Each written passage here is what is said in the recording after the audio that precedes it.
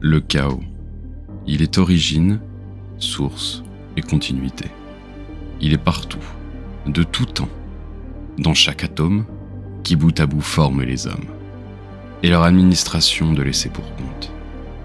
Dans les cités noires et les villes saintes, dans les continents toujours moins accueillants, et ces planètes malades dans cet univers terne.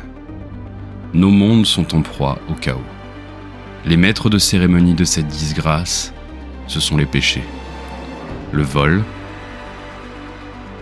la gourmandise, l'orgueil, la luxure, l'envie, la jalousie, l'injustice, l'avarice, la paresse, la haine, la déloyauté, la rébellion, la querelle et la magie.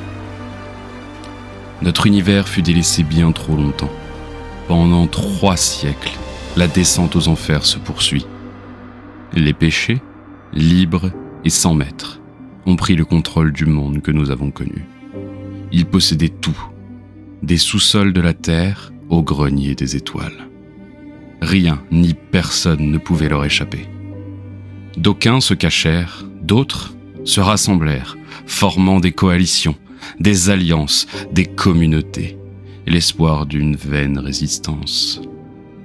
En vérité, tous restaient à la merci des immondices des 14 péchés. Alors que toute autre forme de vie avait disparu, il y eut un dernier mouvement. L'ultime rempart, Chronos, puisa dans ses dernières forces afin de séparer les armées en deux, réduisant ainsi leur puissance et leur influence. Elles se trouvèrent déroutées, plantées au milieu de leur nouvelle prison, hostile de flammes, de neige et de vent. 6 péchés se retrouvèrent dans le premier monde, entourés d'immenses blocs de glace, des paysages froids et désolés à la surface, des montagnes aux pentes ardues, balayées par des vents glaciaux, et un noyau, un cœur, si froid qu'aucune vie n'y était envisageable. Les 8 autres, quant à eux, arrivèrent sur une terre aride, un royaume de poussière, territoire abattu, dévoré par le feu, la roche et l'obscurité, où chaque jour devient une lutte contre l'asphyxie, la mort et l'oubli. C'est la fin de la vie, le début du règne de la survie. Les péchés entamèrent entre eux une guerre impitoyable au travers des 2 mondes. Des combats féroces, acharnés, oubliant tout sens de fraternité. Les anciennes alliances furent balayées, les unes après les autres, sous le joug de la traîtrise. Il fallait lutter, il fallait choisir, être le chasseur ou bien la proie.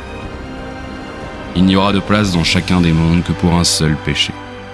Celui qui l'emportera pourra alors se targuer d'être le plus cruel, le plus redouté, le plus puissant, le dernier roi tyran. Alors, qui sera notre survivant ?